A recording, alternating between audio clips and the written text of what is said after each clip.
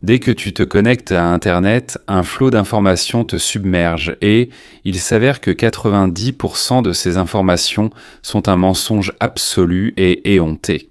Si tu veux apprendre à comprendre ce qui s'est passé ou si ce qu'on te montre est un mensonge total, éhonté, sans appel et malheureusement très efficace. Un porte-avions américain touché, un incendie à Dubaï, une base américaine détruite à Iliad, un appel de Zelensky à la capitulation.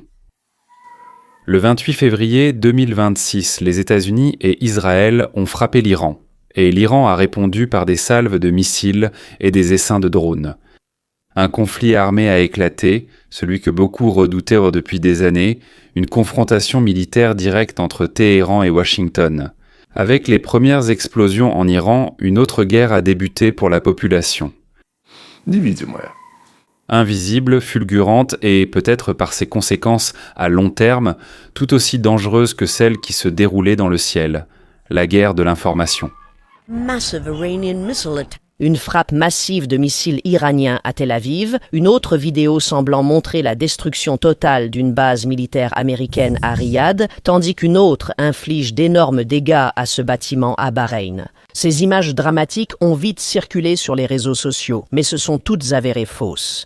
Ce que vous venez de voir n'est pas des images réelles. C'est un plan de contenu d'un État hostile, emballé dans une vidéo qui paraît, plus convaincante qu'un reportage de CNN.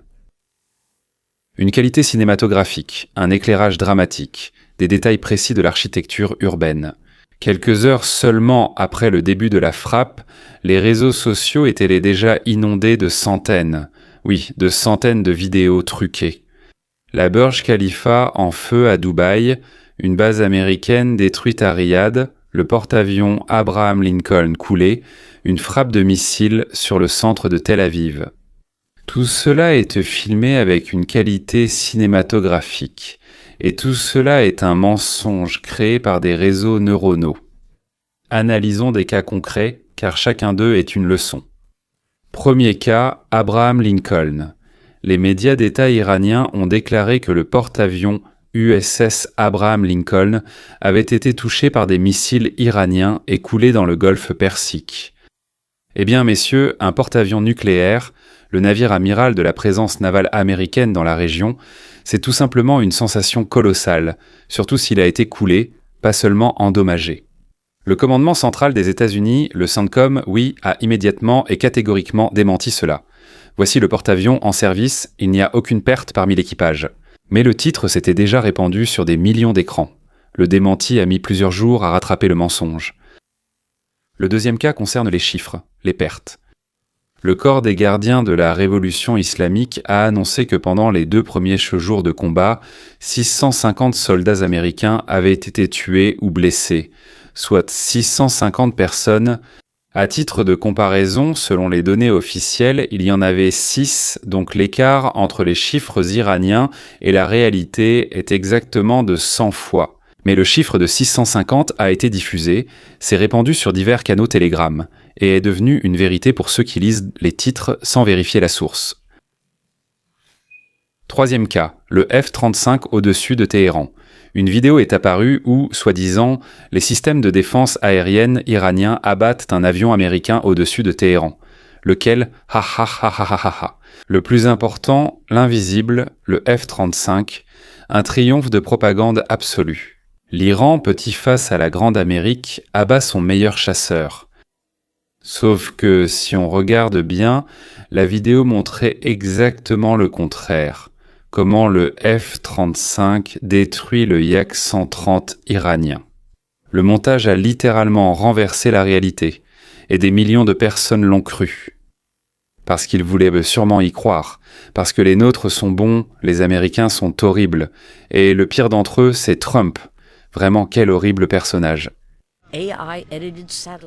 Des images satellitaires, modifiées par l'IA et publiées par le Tehran Times, montrent à tort la destruction d'une base radar américaine au Qatar, alors qu'il s'est avéré qu'il ne s'agissait pas d'un vrai bâtiment. La plupart des consommateurs ignorent la différence.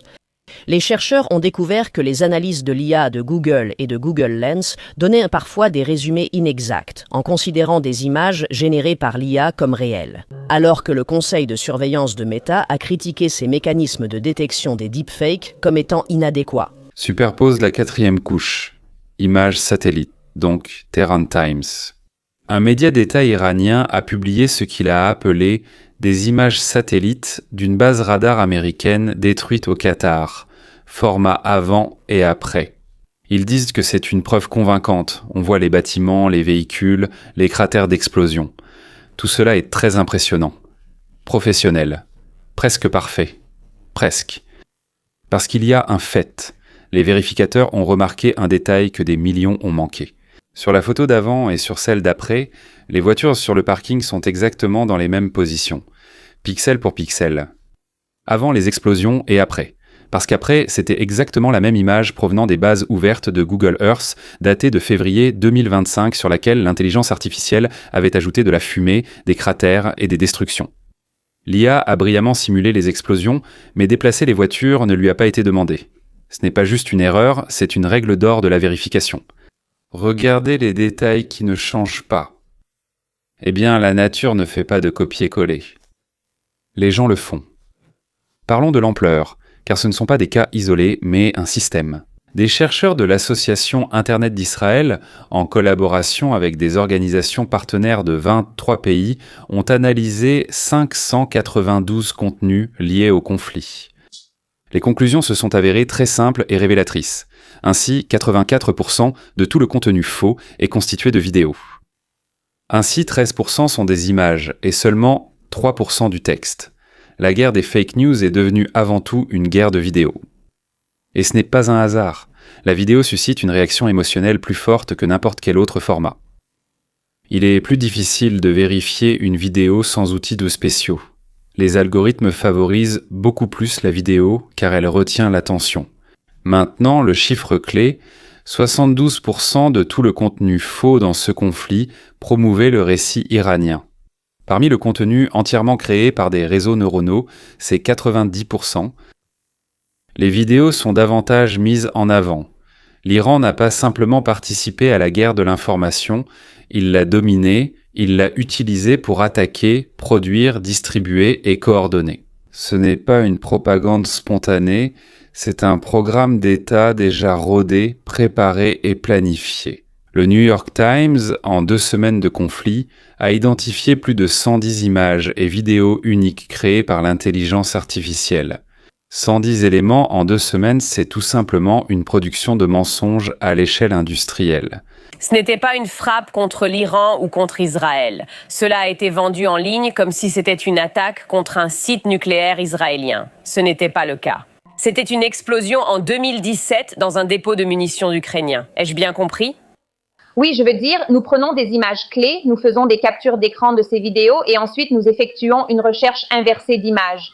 Souvent, nous constatons que ces vidéos circulent sur Internet depuis des années, mais les gens cherchent alors à combler un vide, n'est-ce pas? Pour l'instant, il n'y a pas de vidéos vérifiées. Ils savent que si leur publication devient vraiment populaire et virale, ils peuvent attirer beaucoup d'attention sur eux.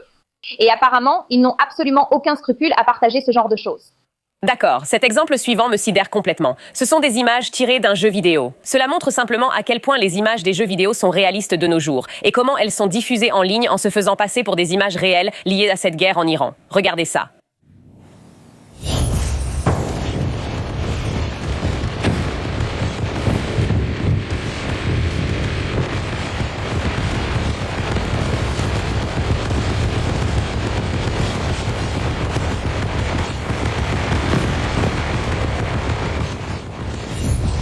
Cela a été diffusé. Nous avons vu la même chose pendant la guerre en Ukraine aussi.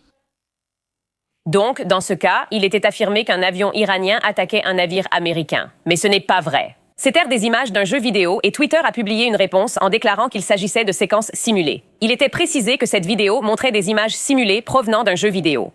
Elle est publiée en ligne représentant un cuirassé. Ce n'est pas réel. Mais tout n'était pas de l'IA. Une partie était bien plus simple et bien plus cynique. Des images de jeux vidéo. Des images de jeux vidéo. Lesquelles? Arma 3 Call of Duty, DCS World. Des enfants et des adolescents que nous connaissons bien y jouent. Ce sont des enregistrements que des gamers font chez eux devant leurs écrans en jouant à des simulateurs de guerre. Ces enregistrements circulent souvent sur les réseaux sociaux avec des légendes. Combat réel. Faites votre choix. Frappe sur une base américaine au Qatar ou bien la DCA iranienne en action. Et ça, c'est un extrait d'un jeu vidéo d'un adolescent qui se trouve quelque part au Pakistan, en Amérique ou n'importe où ailleurs. Les compteurs de vues, des millions. Les gars doivent être contents, je pense. Des partages allant des utilisateurs ordinaires jusqu'aux comptes qui se présentent comme des médias alternatifs. L'algorithme ne se demande pas si c'est un jeu ou une guerre. Il demande combien de temps la personne regarde la vidéo. Oh, il regarde. On continue à promouvoir. Voilà. Qui est utilisé dans le conflit actuel, censé montrer une frappe sur Tel Aviv, alors qu'en réalité il s'agit d'une frappe de 2015 en Chine sur un entrepôt chimique. Regardez. Oui.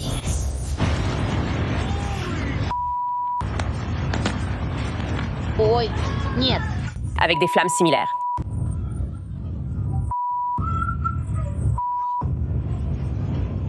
Non, mon cher. Oh. Non, Joe! Marsha, ce que je veux dire, c'est que si tu vois une telle vidéo en ligne alors que ta famille est à Tel Aviv, tu paniques tout de suite. Mais ce sont des images réelles, simplement mal utilisées. C'était une attaque ou une explosion en Chine, mais elle avait déjà circulé auparavant, comme tu l'as dit. Et une autre catégorie de fake news qui mérite une discussion à part, c'est l'histoire recyclée. Les archives des tragédies passées servent de matière première pour les mensonges d'aujourd'hui. La vidéo de l'explosion dans un entrepôt chimique chinois à Tianjin. Probablement à Tianjin. 2015. Une terrible catastrophe, des centaines de morts, des boules de feu orange, une énorme colonne de fumée. Mais la vidéo est très impressionnante. Cette vidéo a été diffusée comme étant une frappe israélienne sur des installations portuaires de Téhéran. Et ensuite, la même vidéo a circulé comme étant une frappe sur Tel Aviv. Dans différentes versions avec des légendes différentes, encore et encore, la vidéo de l'explosion dans un dépôt d'artillerie ukrainien à Balakleia, c'était en 2017. Elle a été diffusée comme la destruction d'un site nucléaire israélien par des missiles iraniens. 10 ans plus tard. Même enregistrement. Nouvelle histoire, nouveau mensonge, les archives sont une arme. Chaque ancienne catastrophe peut potentiellement être remontée et intégrée dans n'importe quel nouveau conflit. C'est pourquoi la première question face à une vidéo choquante ne doit pas être « comment est-ce possible ?», mais « quand et où cela a-t-il réellement été filmé ?» Parlons maintenant du principal outil de cette guerre, de l'intelligence artificielle. Je veux parler de la guerre de l'information, de la guerre de propagande qui se déroule en Iran entre de nombreuses parties qui essaient de comprendre à quoi croire, quoi voir, les informations reçues, les deepfakes de l'IA et ces images manipulées qui circulent massivement en ligne. Invitons Mahsa Ali-Mardani, qui est directrice adjointe du programme sur les menaces technologiques chez Witness. Witness est une ONG de défense des droits humains, spécialisée dans les technologies numériques, la manipulation, l'IA, les deepfakes et la désinformation.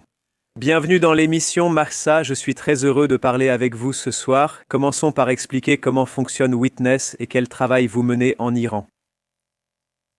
Oui, Witness est une organisation mondiale et il y a environ 7 ou 8 ans, nous avons réalisé qu'en tant qu'organisation spécialisée dans la vidéo pour documenter les droits humains et collecter des preuves, nous avons constaté que la croissance de l'intelligence artificielle et des technologies émergentes aura un impact majeur sur la fiabilité des contenus audiovisuels.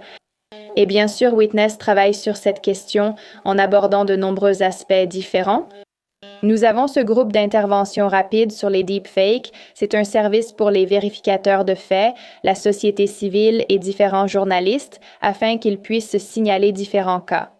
Où nous avons une sorte de coalition d'experts en criminalistique de l'IA avec des expériences variées, allant de la reconnaissance faciale à l'analyse de l'environnement naturel et ainsi de suite. Google VO3. Un système de génération de vidéos basé sur des réseaux neuronaux. Elle a été lancée quelques semaines avant la guerre de 12 jours entre Israël et l'Iran en juin 2025. C'est ce système et ses analogues qui ont rendu la création de vidéos photoréalistes accessible littéralement à toute personne le souhaitant.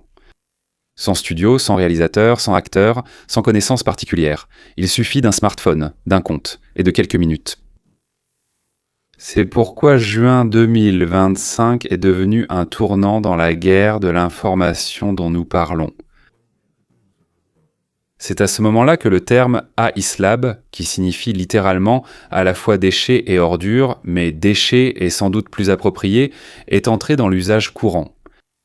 Les gens ont commencé à comprendre qu'une image convaincante et une image authentique, ce n'est pas la même chose.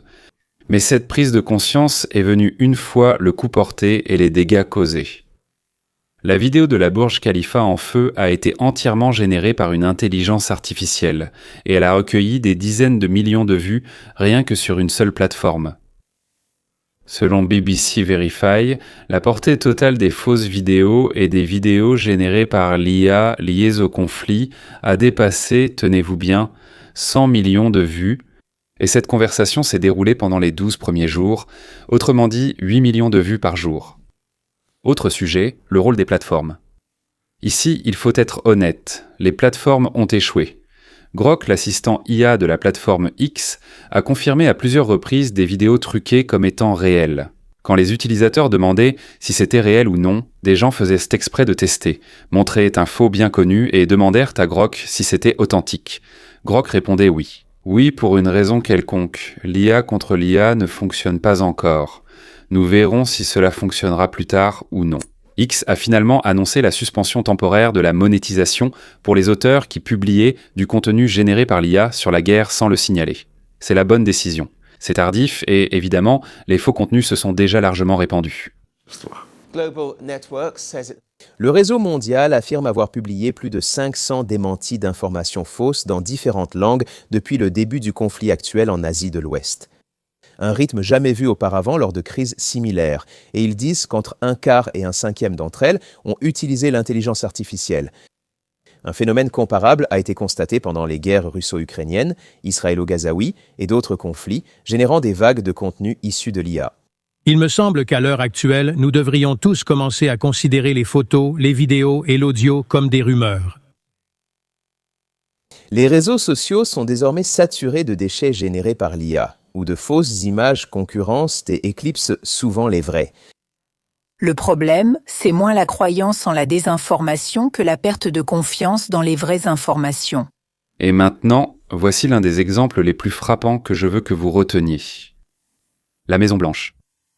Le service de presse officiel du président des États-Unis d'Amérique a diffusé une vidéo dans laquelle de vraies images des frappes iraniennes étaient mélangées à des extraits de Call of Duty. Des drapeaux triomphants, des explosions, la puissance américaine. Le problème, c'est qu'une partie des explosions vient d'un jeu vidéo. Donald Trump.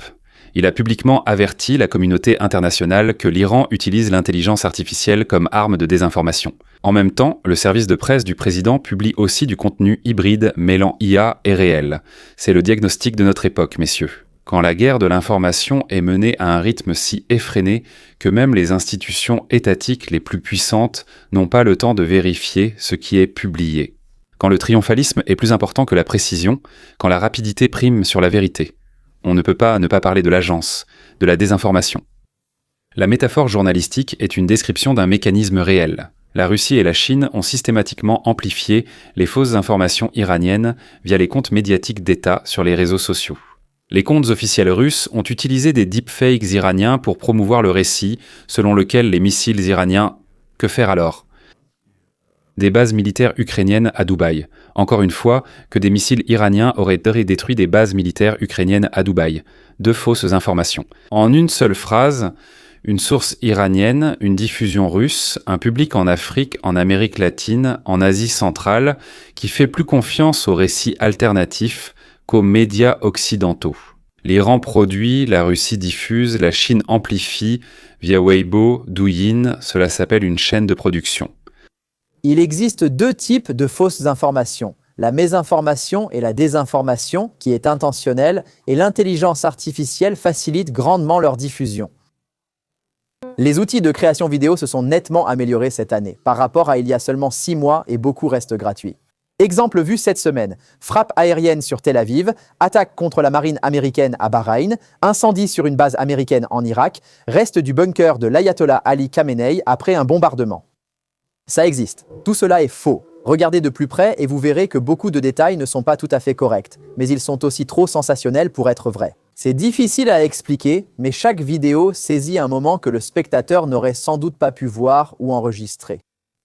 Il y a aussi la désinformation et les erreurs ou fausses informations involontaires, souvent difficiles à remarquer. Voici des images de l'attaque d'un navire de guerre iranien, de la frappe américano-israélienne sur Téhéran, d'une frappe aérienne contre le consulat américain à Riyad et du déploiement de la défense antimissile sur des ponts en Iran. Ce sont de vraies vidéos, mais elles ne concernent pas ces événements, seulement des vidéos anciennes. Les rédactions d'Al Jazeera, de Reuters et d'autres médias les ont retrouvées dans des archives web et anciennes actualités. Mais si vous aviez partagé ces vidéos avec vos amis, vous n'y auriez peut-être pas pensé.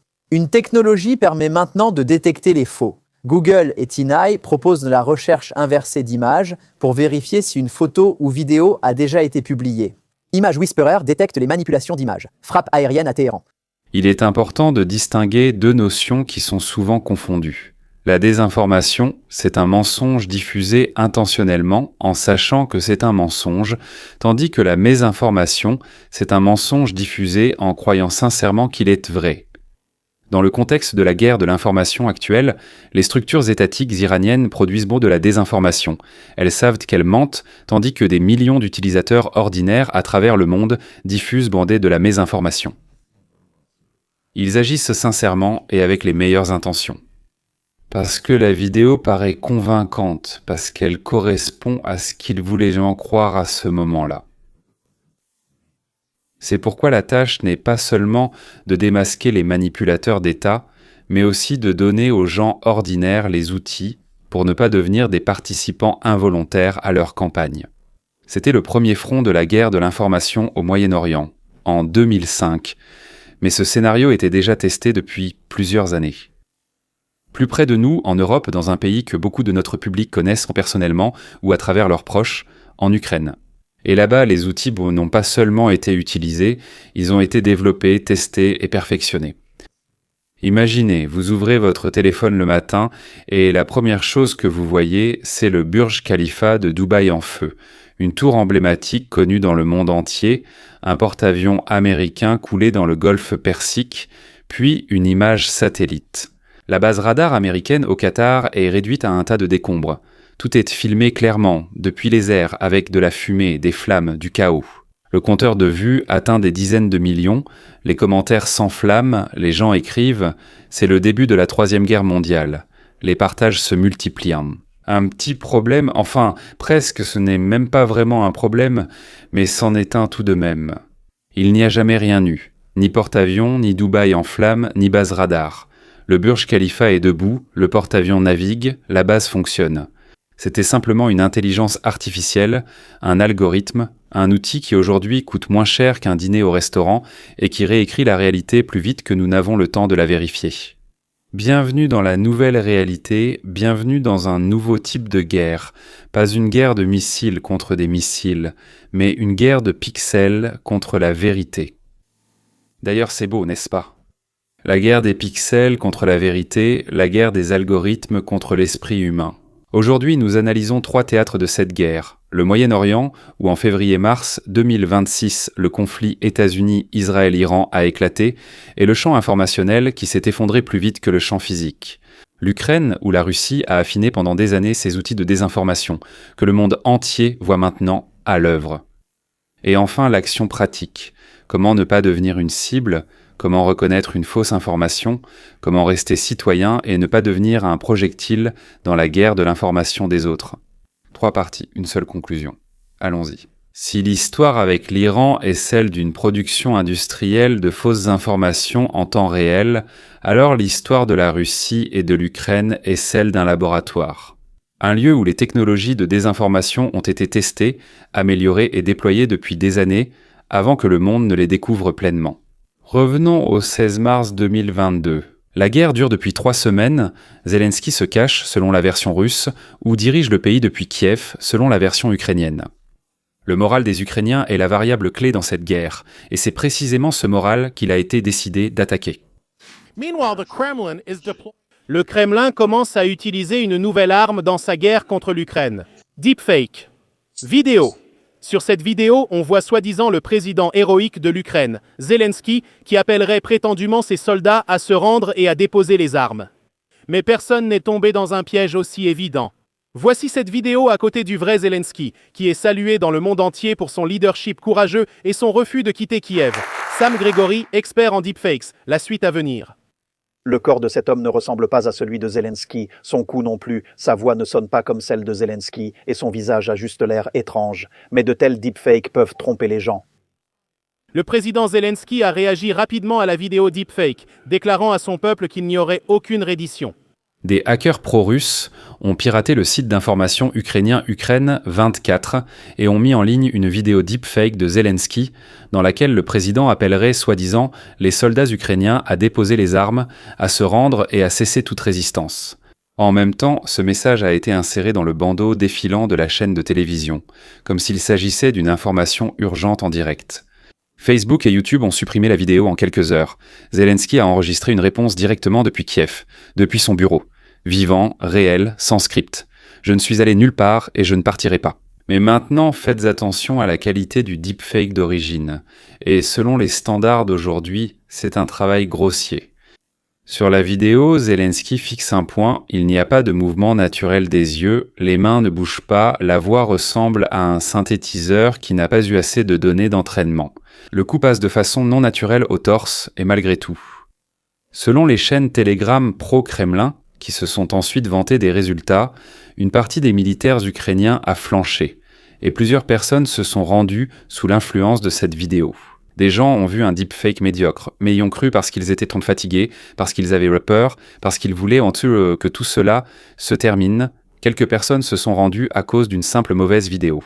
Imaginez ce qui se passera lorsque le deepfake sera indiscernable d'une vraie vidéo. Nous en sommes déjà là, le même jour, mais ailleurs un autre deepfake est apparu sur Reddit. Poutine annonce au monde que désormais, la paix commence chez nous. Les Ukrainiens ont fait cela comme mesure de riposte, une démonstration en miroir de la facilité avec laquelle on peut créer un tel contenu. Ironie, provocation, contre-attaque. Supprimer des plateformes de réseaux sociaux, la vidéo deepfake montrant le président de l'Ukraine, Volodymyr Zelensky, a été retirée de différentes plateformes de réseaux sociaux. Dans cette vidéo montée de 68 secondes, le président Zelensky appelle les Ukrainiens à se rendre. On l'entend déclarer que son mandat présidentiel n'a pas été facile du tout. Dans cette vidéo, on voit également Zelensky parler, et je cite « En ce moment, je prends une autre décision difficile pour vous dire au revoir. Je vous conseille de retourner auprès de vos familles. Vous ne devez pas mourir dans cette guerre. » Nous rappelons à nos téléspectateurs qu'il s'agit d'une vidéo deepfake du président ukrainien Volodymyr Zelensky. La vidéo fortement modifiée montre un Zelensky raide, regardant fixement la caméra. Cette fausse vidéo a été initialement publiée sur un site ukrainien par des hackers inconnus. C'est un point important. La guerre de l'information n'a pas de camp innocent en ce qui concerne les outils utilisés. Tout le monde a fabriqué des contenus truqués à des échelles différentes, avec des objectifs différents et avec divers degrés de soutien étatique. La Russie agit ainsi systématiquement dans sa stratégie d'État, alors que l'Ukraine le fait de façon plus ponctuelle. En ce qui concerne les réponses, il y a une différence énorme dans les ressources et la coordination, ainsi qu'une grande différence dans les principes et l'utilisation des outils. Mais l'outil reste le même. Oui. Novembre 2023, un nouveau niveau de complexité, un nouveau niveau de menace. 3 vidéos apparaissent, prétendument du général Zaloudny, alors commandant en chef des forces armées ukrainiennes. Dans chacune d'elles, il accuse Zelensky de la mort de son aide de camp. 3 vidéos, un seul récit destructeur. Le commandant de l'armée accuse publiquement le président de meurtre, une division entre la direction militaire et politique au plus fort de la guerre. La qualité des deepfakes est déjà bien supérieure à celle de mars. 22 victimes. C'est encore artificiel si on regarde attentivement, mais pour un visionnage rapide sur un téléphone, dans les transports, c'est dangereusement convaincant. Le but n'est pas de vaincre sur le champ de bataille, mais de détruire l'unité, de semer le doute, de pousser les Ukrainiens à se demander si c'est vrai, s'il y a vraiment des dissensions, de faire réfléchir les alliés en Occident. Soutenir ce gouvernement, composé de meurtriers, n'est sans doute pas judicieux. L'opération a désormais une toute autre ampleur. La société qui a été nommée Doppelganger, du mot allemand signifiant double, a créé des clones des principaux médias occidentaux, The Guardian, Bild, RBC Ukraine, Spiegel, Le Monde. Des copies exactes, même design, même police, des adresses URL similaires mais légèrement modifiées. Eh bien, elles ressemblaient aux originaux. Sur ces sites, des articles générés par l'intelligence artificielle étaient dépubliés, pro-russes, rédigés dans un langage journalistique convaincant, et des réseaux de bots les diffusaient sur toutes les principales plateformes. Une personne voyait un article avec le logo de The Guardian. Vérifiait, mais ne vérifiait pas la marque. Le lisait, le partageait, l'article circulait encore plus loin. Ce n'est pas de la propagande au sens soviétique du terme. La propagande soviétique fonctionnait ainsi. L'État parle, les citoyens écoutent. Doppelganger fonctionne différemment. Les citoyens eux-mêmes travaillent, diffusent le contenu, pensant qu'il est sans vérifier. Ce n'est pas une attaque contre un lecteur, mais contre l'architecture même de la confiance envers les médias. What's more is that the UK has launched. Ainsi, le Royaume-Uni a lancé l'initiative Appelle la Russie. Dans le cadre de cette initiative, les résidents russophones du Royaume-Uni sont encouragés à appeler des citoyens ordinaires de Russie afin de contrer la propagande du Kremlin. Il est à noter que pour la Russie elle-même, la guerre de l'information est considérée comme une contre-propagande contre l'Occident. Cependant, sur la scène internationale, elle a lancé ses propres armes médiatiques, parmi lesquelles des chaînes d'information comme RT, afin de concurrencer les médias locaux et de financer des ONG pro-russes. Les analystes de Verdict et StopFake, deux des principales organisations de surveillance de la désinformation dans la région, ont identifié 5 principaux récits russes en 2025. Ils sont importants non pas parce qu'ils sont inhabituels, mais parce qu'ils sont systémiques. Ils ont été répétés encore et encore sur Telegram, sur YouTube, sur Facebook, à travers des sites copiés, par des bots, par la méthode de saturation. Narratif 1. Zelensky est le seul obstacle à la paix. Si Zelensky part, la guerre se terminera. Une solution simple, convaincante pour ceux qui sont fatigués, mais fondamentalement fausse. Narratif 2. La Russie a été contrainte d'attaquer pour arrêter l'expansion de l'OTAN, une défense préventive, une victime des circonstances. Narratif 3. La Russie veut une paix durable, c'est l'Occident qui force l'Ukraine à continuer de se battre, les Ukrainiens sont des otages, ils sont des participants à la guerre. Quatrièmement, la Russie aide l'Ukraine à retrouver son statut de neutralité. Bienfaiteurs, ils sont l'agresseur, et le 5e front s'effondre, il est temps pour l'Occident de s'arrêter. Tout soutien supplémentaire à l'Ukraine est inutile, c'est de l'argent jeté par les fenêtres. Faites attention à la structure de ces récits. Chacun d'eux n'est pas simplement un mensonge. Chacun vise un objectif psychologique précis, la lassitude pour certains, le désir de paix pour d'autres, le cynisme financier. Les doutes envers les dirigeants ne sont pas de la propagande, c'est de l'ingénierie psychologique, subtile, réfléchie, élaborée depuis des années.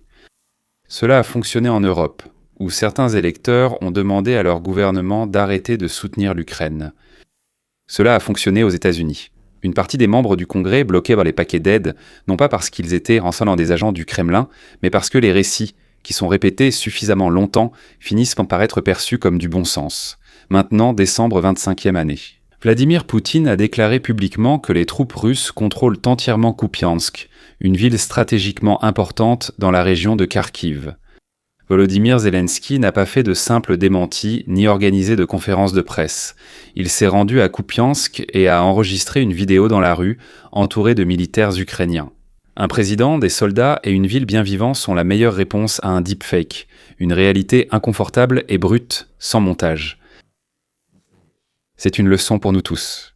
La réalité est toujours un peu moins cinématographique qu'un deepfake, elle est un peu moins convaincante, elle capte un peu moins l'attention dès les premières secondes, mais elle est authentique et au final, elle est plus importante.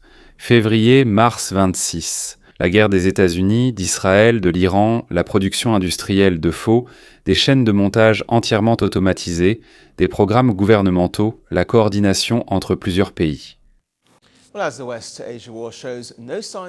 Actuellement, la guerre au Moyen-Orient ne ralentit pas. Une autre bataille se déroule sur Internet. Cette fois, il ne s'agit pas de missiles ni de drones, mais de désinformation.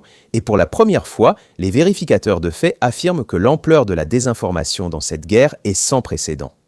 Ne croyez pas tout ce que vous voyez en ligne, car il devient difficile de distinguer ce qui est réel de ce qui a été généré. Rappelez-vous la vidéo avec Benjamin. Il s'est avéré que Netanyahou avait 6 doigts. Peu après cette information, les réseaux sociaux ont été submergés de questions. Netanyahou est-il réel ou une intelligence artificielle? Cela a amené à douter de l'authenticité de toutes les vidéos suivantes de Netanyahou, de son apparence à la raison pour laquelle le niveau de café dans sa tasse ne diminuait pas après une gorgée. Les vidéos ont été diffusées par le bureau du Premier ministre israélien afin de dissiper les rumeurs selon lesquelles il aurait été la cible de l'Iran. Même si des experts parlent d'un effet de lumière donnant l'illusion d'un doigt en plus, cela n'a aucune importance. Pour la communauté en ligne, le mal était déjà fait et beaucoup affirmaient que la vidéo était truquée. Eh bien, le réseau mondial de l'agence de presse AFP affirme avoir publié plus de 500 démentis d'informations fausses dans plusieurs langues depuis le début du conflit actuel en Asie de l'Ouest.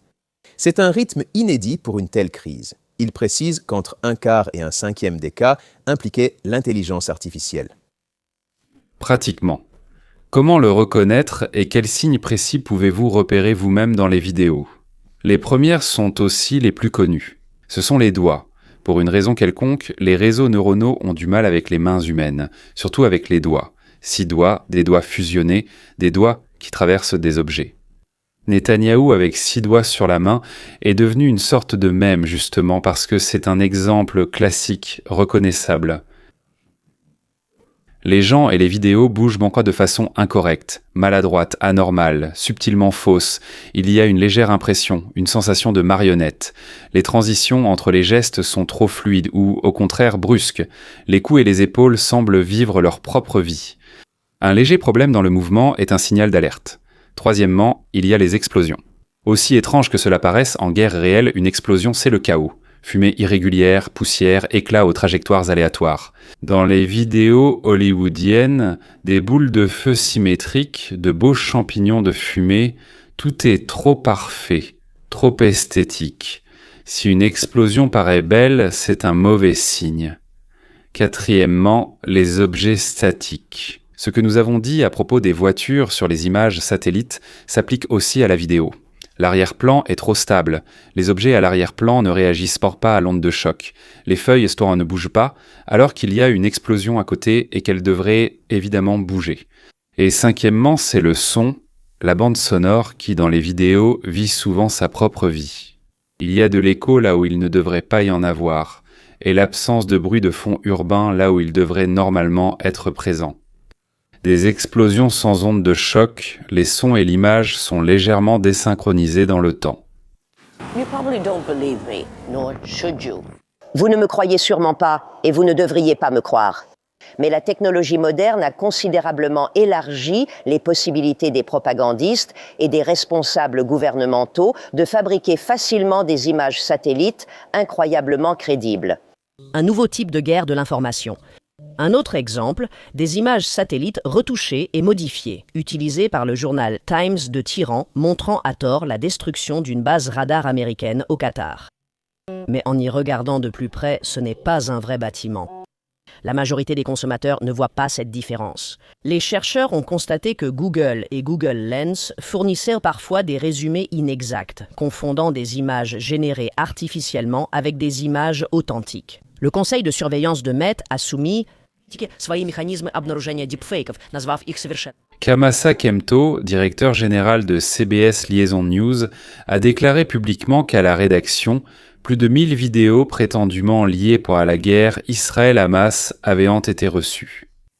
Après une vérification complète, 10% se sont avérés authentiques, soit 10% sur 1000, ce qui signifie que 90% ont été fabriqués par des personnes mal intentionnées. Des enregistrements d'archives retravaillées, des vidéos provenant d'autres conflits, des séquences aléatoires mal attribuées, mais le résultat est le même. 900 vidéos sur 1000 sont du contenu trompeur et cela a été envoyé à des professionnels qui disposent d'outils de vérification, de temps et de ressources. Et imaginez ce qu'une personne ordinaire reçoit dans les notifications de son téléphone et combien de possibilités elle a de vérifier tout cela.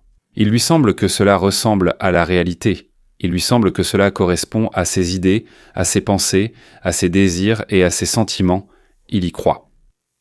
L'axe de la désinformation n'est pas une métaphore, c'est la description d'un mécanisme concret.